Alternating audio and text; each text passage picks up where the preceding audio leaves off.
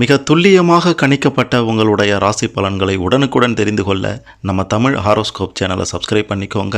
மறக்காமல் பக்கத்தில் இருக்கிற பெல் பட்டனை டச் பண்ணி ஆல் அப்படின்ற ஆப்ஷன் வரும், அதை அழுத்திக்கோங்க.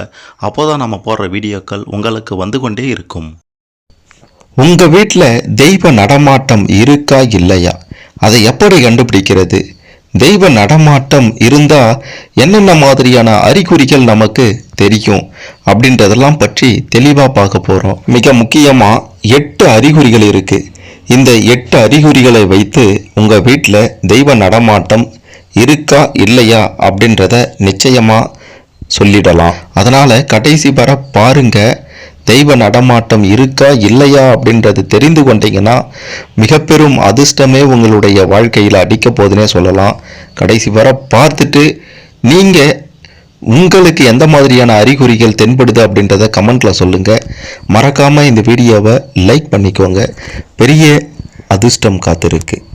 சரி, வாங்க வீடியோக்குள்ளார போகலாம். ஒவ்வொருவருடைய வீடுகள்லையும் வறுமையை விரட்டவும் மகிழ்ச்சியை ஏற்படுத்தவும் நிச்சயமாக முடியும். அதற்கு முன்னாடி தீய சக்தி வீட்டில் இருக்கா இல்லை தெய்வீக சக்தி வீடுகளில் நிறைந்திருக்கா அப்படின்றத நாம் அங்கே இருக்கக்கூடிய அறிகுறிகளை வைத்தே தெரிந்து கொள்ளலாம். 8 அறிகுறிகளில் முதல்ல நாம் பார்க்க போகிறது பல்லிகளின் சத்தம்.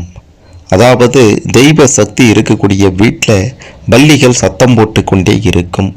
பல்லி சத்தம் கேட்டுக்கொண்டே இருக்கும். ஒருவேளை தெய்வ சக்தி இல்லைனா பல்லிகளின் நடமாட்டம் இருந்தாலும் கூட அவை சத்தம் போடாது.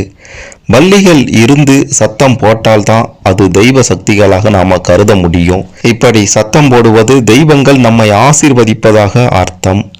நிலை வாசலில் பூஜை அறையில் இப்படியான சத்தம் கேட்டுக்கொண்டே இருக்கும். இதை வைத்தே தெய்வ நடமாட்டம் நம்முடைய வீட்டில் இருக்கு அப்படின்றத நீங்கள் தெரிந்து கொள்ளலாம். அதே போல வீட்டில் சம்பந்தமே இல்லாமல் பூஜை பொருட்களின் வாசனை கிளம்பும். பூக்கள், சந்தனம், ஜவ்வாது, பன்னீர், குங்குமம், சாம்பிராணி, எலுமிச்சை, வேப்பிலை போன்ற மங்கள பொருட்களின் வாசனை வந்தாலும் உங்களுடைய வீட்டில் தெய்வ சக்தி இருக்கின்றது அப்படின்றத தெரிந்து கொள்ளலாம். மல்லிப்பூ வாசத்தை வைத்து துர்சக்தி வந்துவிட்டதாக கருதுவாங்க. மல்லிப்பூ என்றில்லை, நறுமணம் எங்கு இருக்கிறதோ அங்கு தெய்வ சக்தி நிச்சயம் நடமாடும். அடுத்து இரண்டாவதாக பார்த்தீங்கன்னா பூஜை அறை.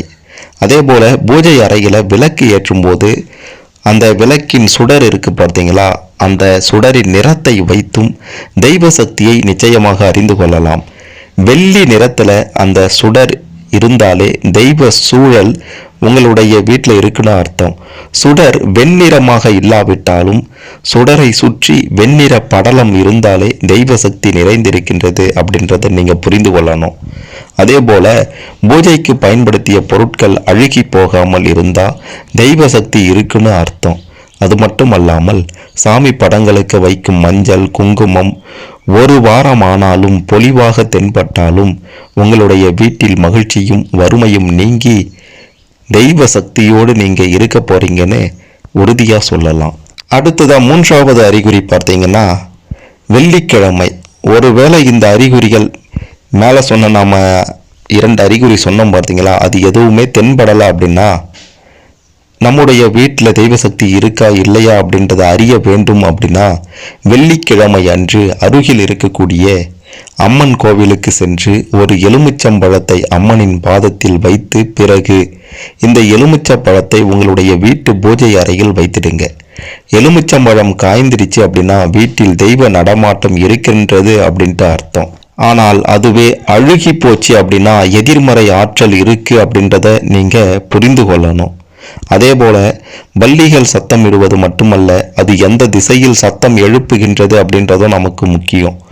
உதாரணத்துக்கு நாம் ஒரு விஷயத்தை பற்றி பேசி கொண்டிருக்கும் போது பல்லி சத்தம் போட்டுச்சு அப்படின்னா அவை எந்த திசையில் இருந்து சத்தம் எழுப்புது அப்படின்றத நீங்கள் கவனித்து பார்க்கணும். அந்த திசையை வைத்தே அந்த விஷயம் நடக்குமா நடக்காதா அப்படின்றத உணர்த்தும் வகையிலேயே அது இருக்கும். அதே போல் வெளியில் செல்லும் போது பல்லி சத்தம் எழுப்புச்சுன்னா நாம் செல்லும் காரியம் நல்லபடியாக நடக்கும் அப்படின்ற அர்த்தம். சில சமயம் இரவு நேரங்களில் கூட பல்லியின் சத்தம் கேட்டுக்கொண்டே இருக்கும். அப்படின்னா தெய்வ நடமாட்டம் உங்களுடைய வீட்டில் சிறப்பாகவே இருக்கின்றது அப்படின்றத நீங்கள் புரிந்து கொள்ளணும். அடுத்து 4வது அறிகுறி என்ன அப்படின்ட்டு பார்த்தீங்கன்னா நம்முடைய வீட்டிற்கு பறவைகள், காகம், சிட்டுக்குருவி, குளவி போன்ற நேர்மறையான ஆற்றலை கொண்ட சின்ன சின்ன அதிர்வலைகளை கூட உணரக்கூடிய உயிரினங்கள் அடிக்கடி உங்களுடைய வீட்டிற்கு வரும். அப்படி வந்ததுன்னா தெய்வ சக்தி நிரம்பி இருக்கு அப்படின்ட்டு அர்த்தம். அதுக்கு முன்னாடிலாம் பார்த்தீங்கன்னா ஒரு வீட்டில் சிட்டுக்குருவி போய் கூடு கட்டும், சிட்டுக்குருவி உட்கார்ந்துருக்கும் அப்படின்னா அது தெய்வ சக்தி நிறைந்த வீடு அப்படின்றத உறுதியாக சொல்லலாம். அது மட்டும் இல்லாமல் முன்னோர்களின் ஆசியும் நிறைந்திருக்கு அப்படின்ட்டு அர்த்தம். இந்த சிட்டுக்குருவி, பறவை, காகம் எல்லாம் உங்களுடைய வீட்டுக்கு வந்தா இந்த உயிரினங்கள் நேர்மறையான ஆற்றல் இருந்தால் மட்டும்தான் வீட்டுக்கு தேடி வரும். தெய்வ சக்தி இருந்தால் மட்டும்தான் இந்த உயிரினங்கள் எல்லாம் உங்களுடைய வீட்டுக்கு வரும். இதன் மூலமாகவும் நீங்கள் கண்டுபிடிச்சிடலாம் நம்முடைய வீட்டில் தெய்வ சக்தி நிறைந்திருக்கு அப்படின்ட்டு, தெய்வ நடமாட்டம் இருக்குது அப்படின்ட்டு. அடுத்து 5வது அறிகுறி என்ன அப்படின்ட்டு கேட்டிங்கன்னா, காமதேனு மகாலட்சுமியின் அம்சம் என்று பசுமாட்டை சொல்வாங்க. அத்தகைய பசுமாடு எல்லோருடைய வீட்டிற்கும் உணவிற்காக செல்லாது. சிலர் வீட்டிற்கு மட்டுமே பசுமாடு உணவு கேட்டு செல்லும். அப்படி பசுமாடு உங்களுடைய வீட்டிற்கு வந்தா கண்டிப்பாக உங்களுடைய வீட்டில் நேர்மறையான ஆற்றல், தெய்வீக சக்தி நிறைந்திருக்கு அப்படின்றதுல எந்த மாற்று கருத்துமே இல்லை. குறிப்பாக சொல்லணும்னா எல்லார் வீட்டுக்கும் போகாது அப்படின்னா, உங்களுடைய உங்கள் வீட்டில் தண்ணி இருக்குது, பக்கத்து வீட்டில் தண்ணி வெளியே இருக்குது அப்படின்னா உங்கள் வீட்டில் மட்டும் வந்து குடிக்குது அப்படின்னா தான் அதுவும் தெய்வ நடமாட்டம் இருக்குது அப்படின்றத நீங்கள் புரிந்து கொள்ளக்கூடிய ஒரு அறிகுறி தான்.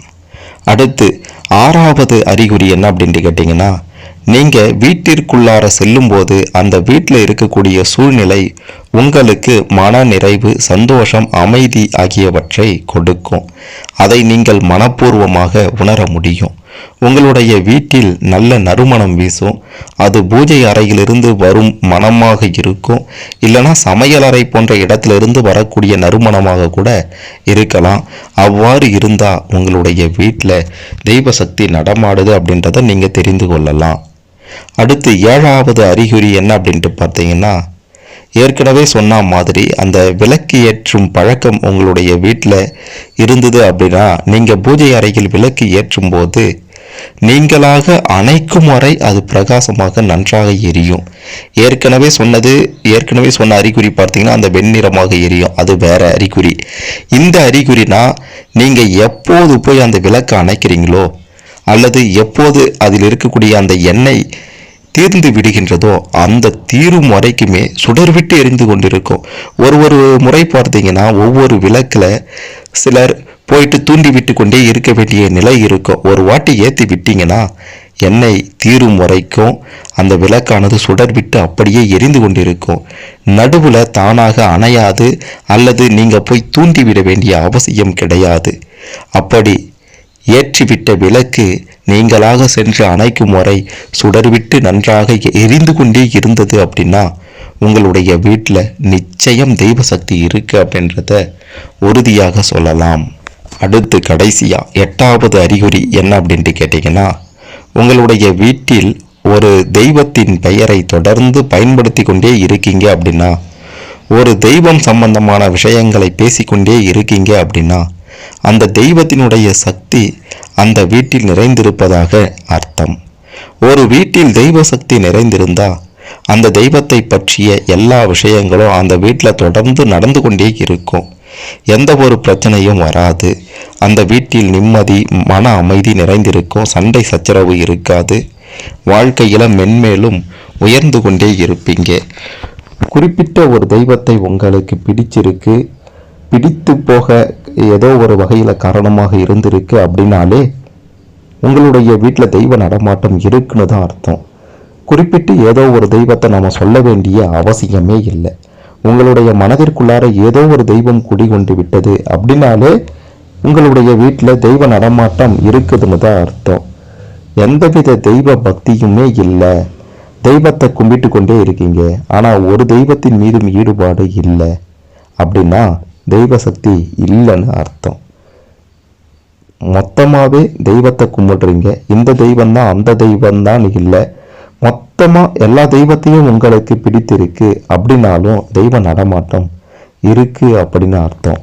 அதாவது உங்களுடைய மனதில் எப்போதெல்லாம் நீங்கள் தெய்வங்கள் முன் நின்று வழிபடுகின்றீர்களோ அப்போதெல்லாம் உங்களுடைய மனது புத்துணர்ச்சியாகவும் ஒருவித நேர்மறை சிந்தனையும், நமக்கு பிரச்சனையே இல்லாத நல்ல வாழ்க்கையை ஆண்டவன் கொடுப்பார் அப்படின்ற ஒரு எண்ணமோ உங்களுடைய மனதில் உருவாகினாலே உங்களுடைய வீட்டில் தெய்வ நடமாட்டம் இருக்கு அப்படின்றதையும் நீங்க புரிந்து கொள்ளலாம்.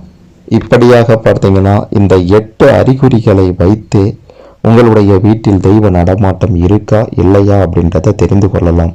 இந்த 8 அறிகுறிகளில் நீங்கள் எந்த மாதிரியான அறிகுறிகளை பார்த்துருக்கீங்க? உங்களுடைய கருத்துக்களை மறக்காமல் கமெண்ட்டில் சொல்லுங்கள்.